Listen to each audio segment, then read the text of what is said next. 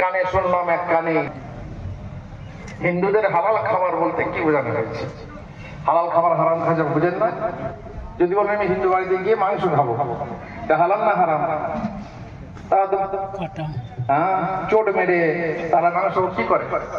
আর একটা কথা বলেছে আমাদের মালমা, আমাদের মুরব্বী রয়েছে, আমরা কোন হোটেলে গিয়ে যখন দেখি মুসলিম হোটেল, রহমানিয়া হোটেল, মুসলিম নাম দেখে চল চল বিরিয়ানি খেয়ে যায়।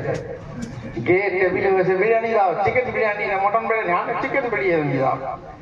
মনের মধ্যে প্রশ্ন জাগে মোমেন, ওই ইমান আলাদা প্রশ্ন জাগে যে মুরগিটা জবাই কে করেছে? কোন জবাই হালাল কোন জবাই হারাম জানা আছে না নেই?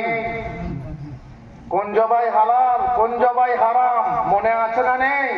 বিরিয়ানি বসে বসে বেশ শক্ত করে টান দিয়ে খেয়ে চলে এলে, চাহে বড় পিস হোক চাহে ছোট পিস হোক, কিন্তু কার জবাই খাওয়া হালাল কার জবাই খাওয়া হারাম যদি তুমি বাজ বিচার না করো, বলে মুসলমান তো রহমানিয়া হলে চারটিখানি কথা।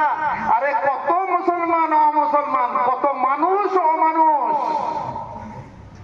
আর কত মুসলমান হচ্ছে অমুসলমান। তুমি অমুসলমানের হোটেলে গিয়ে খেয়ে আসবে, যে মুশরিক সে জবাই করেছে, যে কাফের সে জবাই করেছে, বেনামাজি কাফের না সে নিয়ে বলবে। যদি তুমি কাফের মনে করো তার হাতে জবাই খাওয়া যাবে?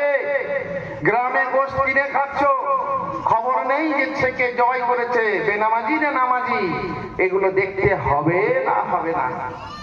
অমুসলিমের বাড়িতে যেগুলো হারাম হয় সে হারাম খাবার খাবে না, যেটা হালাল, যেমন ফল ফ্রুট খাবে, যেমন মিষ্টি খাবে, কিন্তু তাদের রান্না করা কোনো জিনিস খাবে না। বলে মাছ খাবো, কিন্তু মাছটা কোন হাঁড়িতে রান্না করেছে, সেই হাঁড়িতে হারাম রান্না করেছে কিনা, অতএব সন্দিগ্ধ হলো খেও না।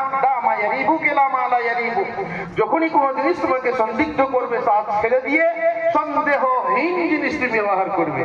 ফল ফ্রুট খাবে, ভাই আমাকে একটু ফল দাও, আপেল দাও, আঙ্গুর দাও, কলা দাও, সমস্যা নেই। কে হচ্ছে হালাল খাবার, এ তো বোঝার কোনো সমস্যা আছে বলে তো মনে হয় না।